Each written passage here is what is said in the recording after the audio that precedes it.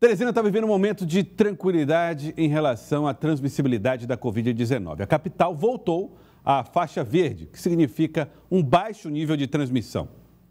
Débora Radassa é quem traz os detalhes, inclusive falando sobre vacinação contra a Covid-19. Estamos vivendo um ótimo momento, então vamos mantê-lo assim. Débora. Oi, Joelson, boa tarde a você e a quem nos assiste. Temos algumas coisas para falar sobre a Covid-19.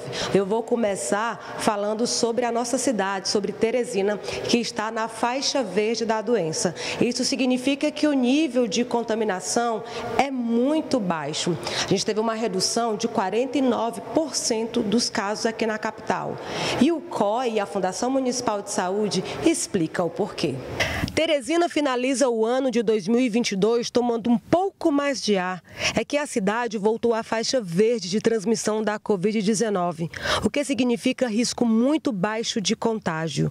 Os dados referentes ao período do Natal e Réveillon apontam redução em 49% nos casos confirmados da doença, 38% nos casos de síndromes gripais e uma queda significativa de 57% nas internações por síndrome respiratória aguda grave, conforme dados do último boletim do ano do Centro de Operações de Emergências em Saúde Pública, COI Teresina. Nós reduzimos todos esses números por um comportamento do próprio vírus, pela vacinação, também porque muita gente se infectou e ganhou essa imunidade, e a maioria absoluta dos casos foram casos leves, né? A gente teve poucos casos de internação, mas mesmo assim são casos que ainda preocupam, porque a gente sabe que toda internação é muito dispendiosa para todos os lados e também muito ruim para as famílias que perdem um ente querido. A média de óbitos, 5 por semana. O COI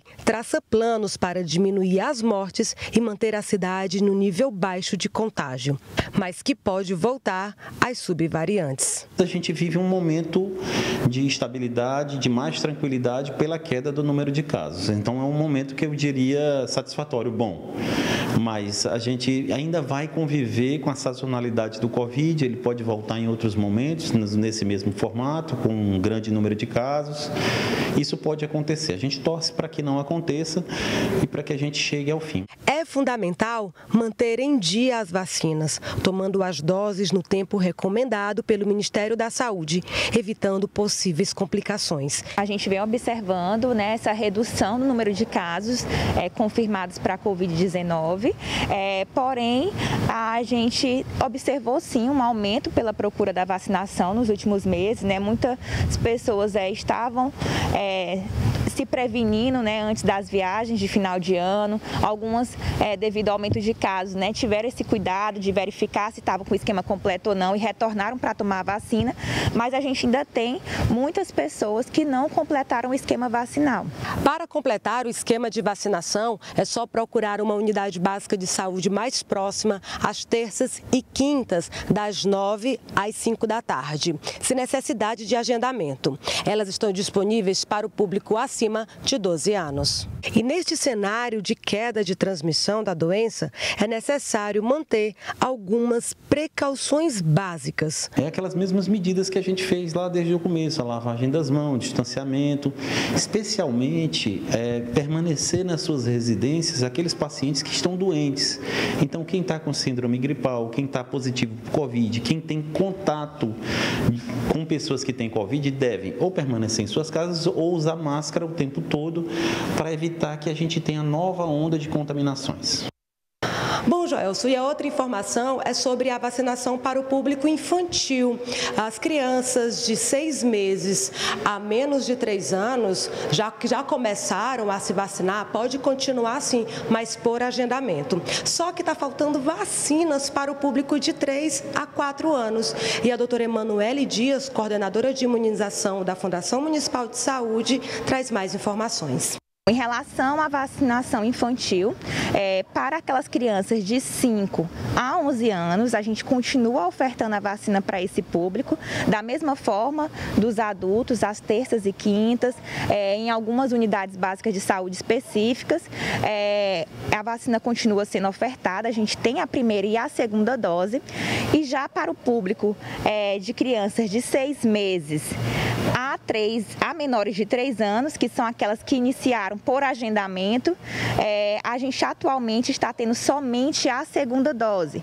Então, aquelas crianças que já receberam a primeira dose podem estar realizando o agendamento, verificar no cartãozinho de vacina, se já está no prazo de receber a segunda dose. Se já estiver, entra no site Vacine Já, da mesma forma que agendaram a primeira dose, e agenda a segunda dose para estar dando continuidade no esquema vacinal. Lembrando que para essas crianças de 6 meses a menor de 3 anos, o esquema é de 3 doses. Então, após a segunda dose, espera 8 semanas, ainda tem a terceira dose. E a gente vai estar sempre abrindo agendamento e garantindo que essas crianças completem o seu esquema. Aquelas crianças de 3 e 4 anos, que só foi permitido pelo Ministério da Saúde que elas recebessem a Coronavac, essa vacina já está com um tempo que a gente não recebe mais doses de para a primeira dose, para iniciar o esquema, então somente no momento completando o esquema vacinal. Então, aquelas crianças que já tomaram a primeira dose podem buscar a mesma unidade que recebeu a primeira dose para completar o esquema, e elas vão estar recebendo a segunda dose. Bom, agora para finalizar, ainda sobre a vacina contra a Covid-19, informações do Ministério da Saúde é que a vacina vai entrar no calendário anual do país, é a vacina bivalente. Isso pode ocorrer a partir de abril de 2023 e vai seguir, Joelson, o mesmo esquema, né, da primeira vez da aplicação das doses aqui no país, né, com grupos prioritários, pessoas vulneráveis, imunossuprimidos, idosos. Vamos aguardar como de fato isso vai acontecer, mas essa é uma novidade, né, para todo mundo aí que está esperando mais vacinas da Covid contra a Covid-19 aqui no país. Eu volto com você.